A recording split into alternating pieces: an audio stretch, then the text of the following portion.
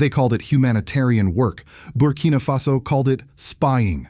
Under the blazing Ouagadougou sun, 8 NGO workers, Europeans and Africans alike, were led away in silence. Cameras didn't catch the arrests. There were no handcuffs raised for the world to see.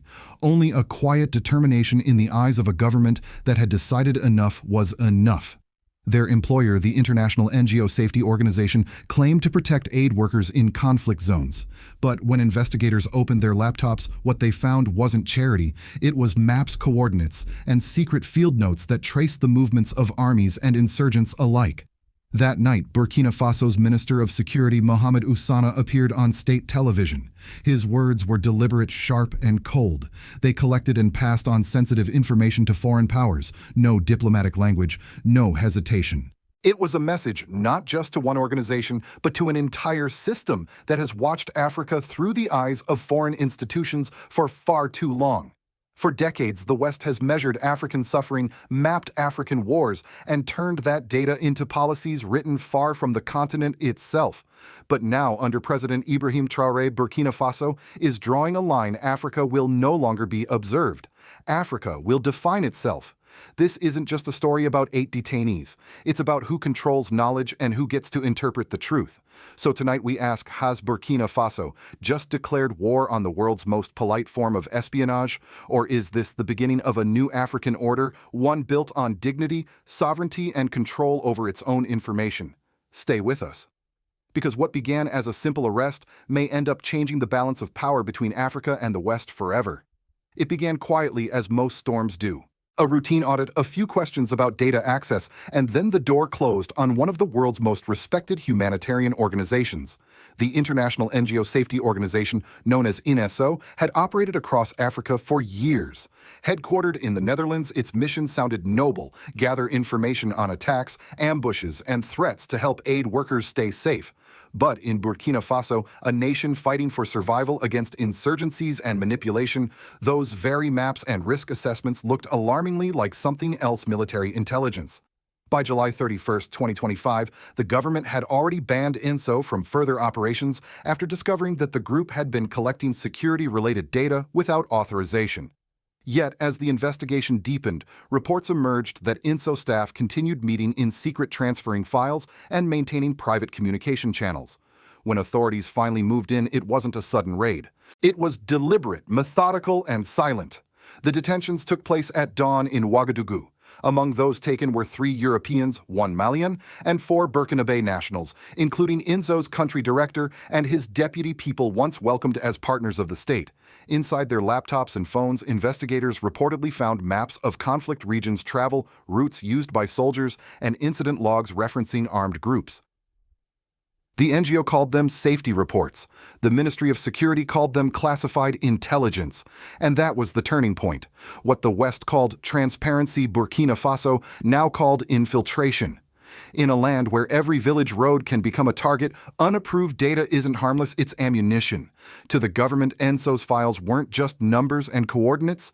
They were patterns that could reveal where troops were stationed, where the army was weakest, and where enemies might strike next.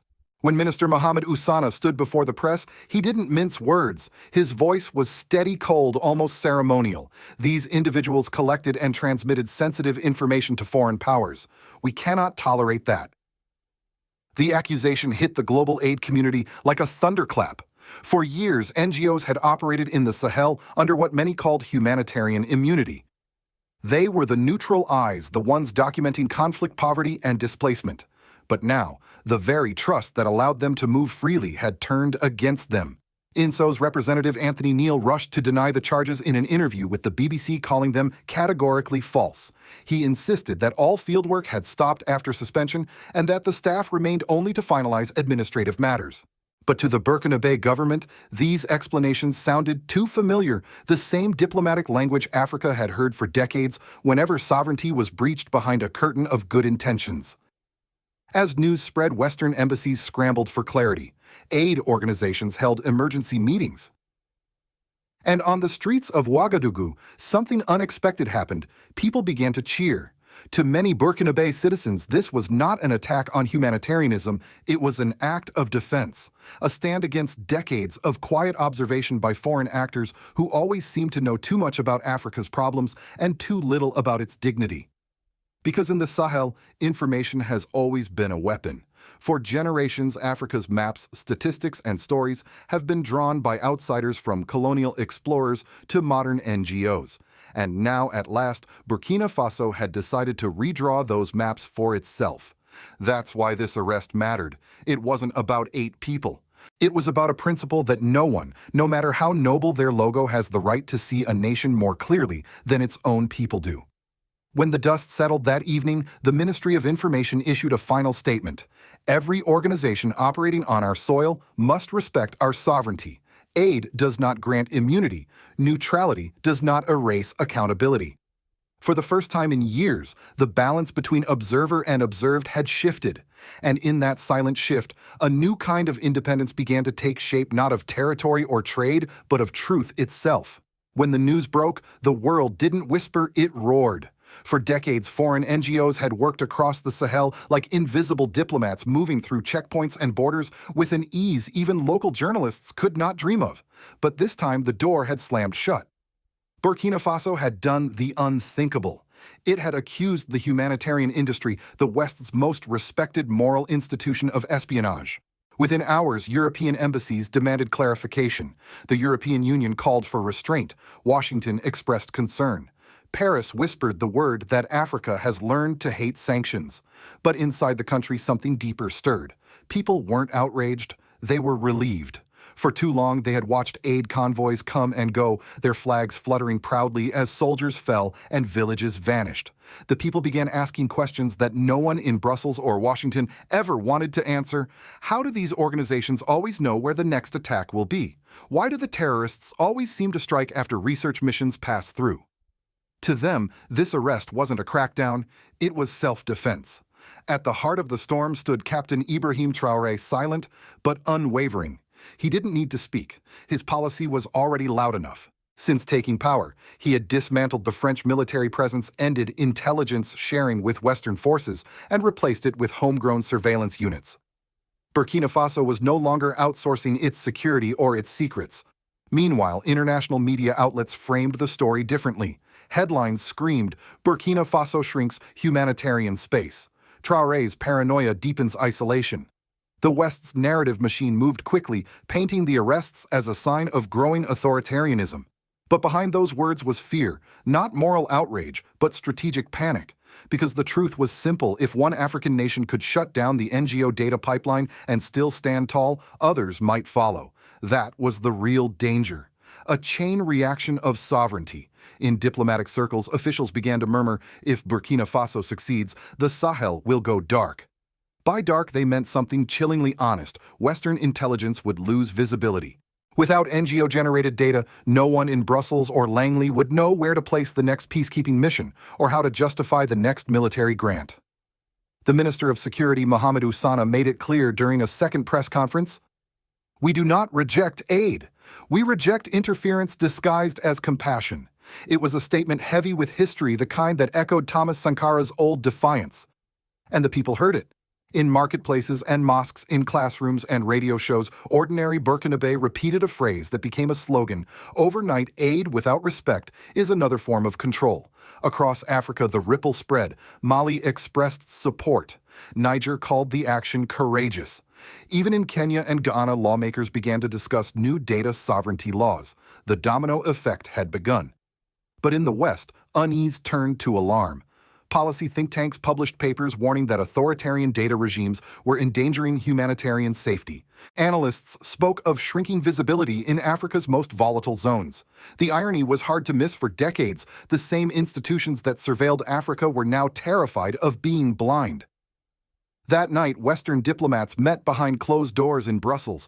They debated whether to impose restrictions on financial aid or quietly renegotiate partnership terms. But even the harshest critics knew the truth: Burkina Faso wasn't retreating from the world, it was redrawing its boundaries. And then came the most symbolic moment. For the first time, the national television broadcast a round table featuring soldiers, journalists, and civic leaders discussing data sovereignty as a pillar of national defense. No anger, no fear, just clarity. It wasn't anti-Western rhetoric, it was self-awareness. The voice of one panelist summed up what millions were feeling. For generations, they watched us. Now we are watching ourselves. And that was the real revolution. Not a war of bullets, but a war of narratives. Not the fall of an NGO, but the rise of a new African consciousness, one that refused to be studied like a specimen in someone else's laboratory. In the days that followed, the streets of Ouagadougou were strangely calm. There were no mass protests, no chants demanding justice for the detained NGO workers. Instead, there was something quieter approval. At tea stalls and roadside cafes, people spoke in low but confident tones. Finally, one elderly man told a local journalist someone had the courage to say no. For decades, Burkina Faso had been described in foreign reports as one of the world's most aid-dependent nations. Now, for the first time, its people began to see aid not as a lifeline, but as a leash. This moment reshaped the nation's political and civil atmosphere.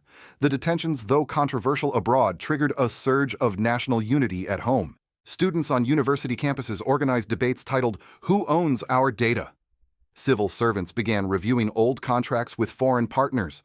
On state television, analysts drew parallels between Traoré's policies and Thomas Sankara's revolutionary ideals of self-reliance. The government seized this momentum to introduce new policies under the slogan Digital Sovereignty for National Security. Within weeks, the Ministry of Communication announced plans for a National Data Authority, a state-controlled body to regulate all foreign information activity within Burkina Faso. Every research organization, charity, or digital platform would now need explicit government authorization before gathering local data. Critics abroad called it repression, but inside the country it was seen as reclamation. If France and the United States protect their national information, said one local professor, why can't Burkina Faso? The debate spilled beyond politics into daily life. Social media buzzed with questions of identity and ownership. Who should tell Africa's story, outsiders with funding or locals with experience? For a generation raised under the shadow of Western expertise, this became a moment of awakening. Even the religious leaders weighed in. During Friday prayers, an imam in Ouagadougou delivered a sermon comparing foreign data collection to a second colonization, this time not of land but of memory. His words went viral. On the civil side, several international NGOs began to scale back operations, citing an unfavorable climate. But local groups quickly stepped in to fill the gap. New grassroots initiatives funded by Burkinabe businesses and diaspora donors started coordinating humanitarian work independently. What began as a confrontation slowly turned into a transition of responsibility. Meanwhile, opposition parties walked a fine line. Some accused the government of tightening control under the banner of sovereignty. Others, wary of appearing unpatriotic, voiced conditional support. We must protect our nation, but we must not lose transparency. Still, the tone across the capital was unmistakable. Self-determination had returned to the national vocabulary. The wider political impact was equally profound. In neighboring Mali and Niger, both members of the AES alliance ministers cited Burkina Faso's stand as a model of assertive governance. Across the Sahel, governments began drafting similar measures to audit foreign NGOs and regulate data access. Western diplomats privately admitted what no one dared to say publicly: a new precedent had been set. If one African nation could seize control of its informational borders and survive the backlash, others would follow. By late August, the phrase sovereignty of data, sovereignty of destiny appeared painted on university walls and printed on youth t-shirts. What started as a scandal was now a slogan, a rallying cry for a generation that refused to be observed without consent. Inside the presidential compound, Captain Ibrahim Traoré reportedly told his advisors, "We are not isolating ourselves. We are protecting what is ours, our truth, our people, our future." And in that single sentence, the political meaning of the crisis crystallized. Burkina Faso wasn't pushing the world away. It was simply learning, after centuries of being studied, to see itself first. To understand the magnitude of what happened in Burkina Faso, one must look through a different lens, not from Ouagadougou, but from Washington, Brussels, and Paris. In Western capitals, officials didn't see a nation reclaiming its dignity. They saw a threat to their visibility. For decades, information flowing from African NGOs had quietly powered the West's understanding of the continent. That data informed everything from military strategy to investment decisions, even refugee policy. The Sahel, in particular, had become a living laboratory for Western think tanks and intelligence agencies, all working behind the mask of humanitarian research. So when Captain Ibrahim Traoré's government detained 8 NGO staff and shut down their operations, it didn't just close an office, it unplugged an entire ecosystem of influence. At first, the response from the United States was cautious. The State Department expressed deep concern for the safety of humanitarian workers. Yet, behind the polite phrasing, analysts at the Pentagon and CIA worried about something far more strategic: the loss of field intelligence. Without NGO data, their regional maps went dark. No daily briefings, no updated risk models, no inside access. European leaders echoed the concern. France's foreign ministry hinted at possible consequences. The EU Commission debated conditioning development aid on the restoration of NGO access, but none of these measures came easily because the world was watching. Across Africa, citizens celebrated what Western governments condemned. On talk shows in Kenya, Ghana, and South Africa, callers asked a simple but powerful question: if the U.S. criminalizes unregistered foreign data collection on its own soil, why can't we? It was a question no Western diplomat could answer without revealing the double standard at the heart of global politics. Meanwhile, Western media outlets tried to shape the narrative. Reuters described the detentions as a chilling signal for civil society. The Guardian warned of the authoritarian drift of the Sahel, but beyond the headlines, even independent journalists quietly admitted this wasn't paranoia. It was pattern recognition. In Washington, think tanks scrambled to rewrite their reports. One leaked memo from a European policy center admitted the crisis had severely reduced the availability of on-ground data, limiting early warning mechanisms. Translation: without NGO surveillance, the West had lost its eyes in Africa. Yet for ordinary Americans watching from afar, the story carried another layer of irony. Imagine if a foreign charity mapped every U.S. military base, tracked every protest, and uploaded those coordinates to servers in Europe. Would Washington call that humanitarianism or espionage? The more one thinks about it, the more Burkina Faso's decision sounds less radical and more rational. The principle is the same one: the U.S. itself was built on the right to self-determination, to guard one's borders, both physical and digital. And so while Western officials scrambled to regain control of the narrative, a quieter realization began to dawn that the age of one-way observation was ending. In the eyes of the world, Ibrahim Traoré is no longer just a transitional leader. He has become a mirror, forcing the West to confront its own reflection, to ask whether its humanitarian gaze was ever truly innocent. Because for the first time in modern history, Africa has turned the telescope around, and what the world sees staring back is not defiance, but clarity. The story that began with 8 detained aid workers has outgrown the walls of Ouagadougou's detention center. It has become a mirror held up to the entire world, asking a question that no superpower seems ready to answer: who owns Africa's truth? For generations, the continent's pain, progress, and politics were narrated by outsiders. Data gathered in dusty villages was processed in European offices. The lives of millions were translated into graphs, reports, and funding proposals. Africa spoke, but others edited the script. Now, Burkina Faso has chosen to rewrite it. By arresting those 8 NGO workers, President Ibrahim Traoré didn't just defend national security, he challenged a global architecture of dependency. He drew a line between cooperation and control, between assistance and intrusion. And that decision has forced the world to look again at the quiet empire that never ended: the empire of information. But revolutions of truth are never gentle. The West will not surrender its invisible power easily. Already think tanks whisper of sanctions, of shrinking humanitarian space. The same words once used to justify foreign troops are now being used to defend foreign data collection. The pattern repeats, but this time, Africa is aware. Inside Burkina Faso, the mood is not isolationist, it's resolute. The people understand the stakes: to own your story is to own your future. And this awakening is spreading from Mali to Niger, from Kenya to South Africa, nations beginning to ask who benefits when information crosses oceans faster than justice. To our viewers across America and beyond, pause for a moment and ask: if your nation were being studied, mapped, and analyzed without your consent, would you call it help or surveillance? If the United States defends its digital borders with firewalls and federal laws, why shouldn't Africa do the same? Because sovereignty today is not just about borders, it's about who defines reality. And in this defining moment, Burkina Faso has done something extraordinary. It has looked back at those who watched it and said, "We see you now."